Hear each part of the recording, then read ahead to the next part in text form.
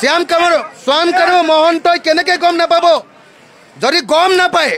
আটাইতকৈ ডাঙৰ মানুহজনক লৈ যোৱাৰ পাছত সাগৰলৈ যোৱা কথাটো যদি কোনোবাই গম নাপায় তেতিয়াহ'লে সেই শ্যাম কানু মহন্তই নেগলেক্ট কৰিছে আৰু এই এক্ট অফ নেগলিজেন্সৰ কাৰণে এইটো এটা ক্ৰিমিনেল অফেন্স হৈছে আৰু এই ক্ৰিমিনেল অফেন্সৰ কাৰণে শ্যাম কানু মহন্তক গ্ৰেপ্তাৰ কৰিব লাগে যেতিয়া এজন মানুহ মোৰ লগত যদি যায় মোৰ লগত গৈ এজন মানুহৰ যদি মৃত্যু ঘটে লগে লগে তেওঁৰ লগৰীয়াবিলাকক বুক কৰা হয় আটক কৰা হয় এৰেষ্ট কৰা হয় কিন্তু আশ্চৰ্যকৰ কথা যেতিয়া চৰকাৰে এতিয়ালৈকে নৰ্থ ইষ্ট ফেষ্টিভেলৰ কোনো মানুহকে এতিয়ালৈকে আটক কৰা নাই তেওঁৰ লগত যোৱা মানুহকো আটক কৰা নাই তেওঁৰ লগত একেলগতে সাগৰত সাঁতোৰা মানুহকো এতিয়ালৈকে আটক কৰা নাই অসমৰ সব মানুহে বিচাৰিছে একচন হওক অসমৰ সব মানুহে কৈ আছে যে দুখী শাস্তি পাব লাগে CBI এনকুৱাৰী লাগে আৰু অনতি বিলম্বে দুখীবিলাকক গ্ৰেপ্তাৰ কৰিব লাগে কিন্তু অসমৰ মুখ্যমন্ত্ৰীয়ে এতিয়ালৈকে কোনো দুখীক গ্ৰেপ্তাৰ কৰা নাই সবে বিচাৰিছে দুখীৰ গ্ৰেপ্তাৰ মুখ্যমন্ত্ৰীয়ে কিন্তু এতিয়ালৈকে একো কৰা নাই অকল মুখ্যমন্ত্ৰীৰ বাহিৰে চাগে তেওঁলোকৰ বিজেপি দলৰ মানুহেও চাগে বিচাৰি আছে এতিয়া যে নহ'ব যে আমাৰ আটাইতকৈ ডাঙৰ সম্পদটোক এনেকৈ কোনোবাই এক্ট অফ নেগলিজেন্সৰ কাৰণে তেওঁলোকৰ নেগলিজেন্সৰ কাৰণে তেওঁলোকৰ ব্যৱসায়িক স্বাৰ্থৰ কাৰণে এনেকৈ আমি হেৰুৱালোঁ আৰু তেওঁলোকৰ ওপৰত শাস্তি হ'ব লাগে কিন্তু এতিয়ালৈকে হোৱা নাই সেইকাৰণে এই মুহূৰ্তত মই স্পষ্টভাৱে মই দাবী উত্থাপন কৰিছোঁ যে নৰ্থ ইষ্ট ফেষ্টিভেলৰ সকলো অৰ্গেনাইজাৰক অনতি বিলম্বে গ্ৰেপ্তাৰ কৰাৰ ব্যৱস্থা কৰিব লাগে জুবিন দাৰ লগত সাগৰত গা ধোৱা মানুহবিলাকক গ্ৰেপ্তাৰ কৰাৰ ব্যৱস্থা কৰিব লাগে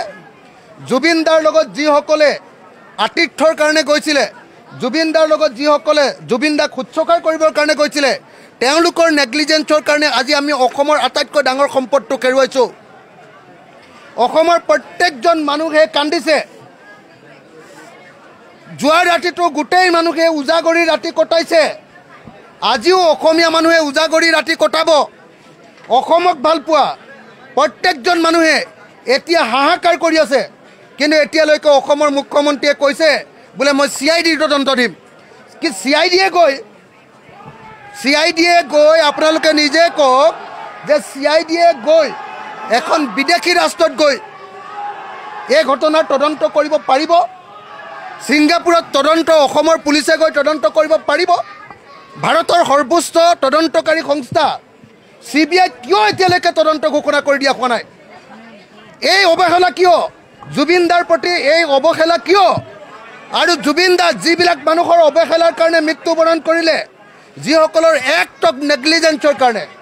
যিসকলৰ স্বাৰ্থ পূৰণ কৰিবৰ কাৰণে লৈ গৈ জুবিন দা এনেকৈ মৃত্যুবৰণ কৰিবলগীয়া হ'ল তেওঁলোকক এতিয়ালৈকে কিয় গ্ৰেপ্তাৰ কৰা হোৱা নাই মই অনতি বিলম্বে নৰ্থ ইষ্ট ফেষ্টিভেলৰ প্ৰত্যেকজন অৰ্গেনাইজাৰ যোন অৰ্গেনাইজাৰ আছে এজনকৈ গ্ৰেপ্তাৰ কৰিবৰ কাৰণে দাবী উত্থাপন কৰিছোঁ এজন ডেকা ল'ৰাৰ লগত ব্ৰহ্মপুত্ৰৰ পাৰত আন এজন ডেকা ল'ৰা ফুৰিবলৈ গৈ যদি সেই ডেকা ল'ৰাজন পানীত পৰি মৰে লগে লগে সেই লগৰজনক লগে লগে গ্ৰেপ্তাৰ কৰা হয় পুলিচে ধৰি গ্ৰেপ্তাৰ কৰে আৰু তেওঁলোকৰ ওপৰত হত্যাৰ গোচৰ লগায় কিন্তু এতিয়ালৈকে অসমৰ মুখ্যমন্ত্ৰীয়ে এতিয়ালৈকে নৰ্থ ইষ্ট ফেষ্টিভেলৰ উদ্যোক্তাসকলক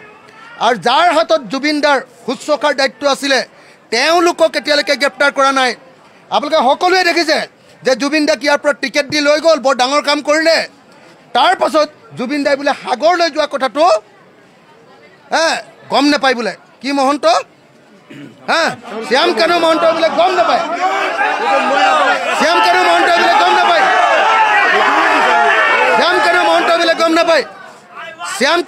শ্যাম কানু মহন্তই কেনেকৈ গম নাপাব যদি গম নাপায় অসমৰ আটাইতকৈ ডাঙৰ মানুহজনক লৈ যোৱাৰ পাছত সাগৰলৈ যোৱা কথাটো যদি কোনোবাই গম নাপায় তেতিয়াহ'লে সেই শ্যাম কানু মহন্তই নেগলেক্ট কৰিছে আৰু এই এক্ট অফ নেগলিজেন্সৰ কাৰণে এইটো এটা ক্ৰিমিনেল অফেন্স হৈছে আৰু এই ক্ৰিমিনেল অফেন্সৰ কাৰণে শ্যাম কানু মহন্তক গ্ৰেপ্তাৰ কৰিব লাগে দ্বিতীয় কথা অসমৰ সব মানুহে জানে আপুনি যিকোনো এজন মানুহক সোধক যিকোনো এজন মানুহক সোধক আপুনি যিকোনো এজন মানুহক সোধক যে এজন এপিলেপসি থকা মানুহ মিৰ্গী বেমাৰ থকা মানুহ কোনো পধ্যে পানীৰ কাষলৈ যাবলৈ নিদিয়ে জুইৰ কাষলৈ যাবলৈ নিদিয়ে আৰু এওঁলোকে সাগৰত জুবিন দাক জাপ মাৰিবলৈ দিছে এবাৰ নহয় দুবাৰ জাপ মাৰিবলৈ দিছে আৰু এটা কথা যে জুবিন দাক যে জাপ মাৰিবলৈ দিছে আপোনালোকে ভিডিঅ'টো দেখিছেনে জাপ মাৰোঁতে ভৰিকেইটা প্ৰথমবাৰতে কপি আছে জুবিন দা দুৰ্বল দেখিছেনে নাই তাৰ পাছত যদি আকৌ এবাৰ জাপ মাৰিবলৈ দিছে আৰু এনেকৈ ষ্টিপ হৈ গৈছে প্ৰথমবাৰ সাঁতোৰোতে এনেকৈ ষ্টিপ হৈ গৈছে এনেকৈ একদম মানে জঠৰ হৈ গৈছে তাৰ পাছত যিবিলাকে সাঁতুৰিবলৈ দিছে তেওঁলোকে জুবিন গাক ইনডাইৰেক্টলি হয় নে নহয় গতিকে এই কাৰণে এই মুহূৰ্তত মই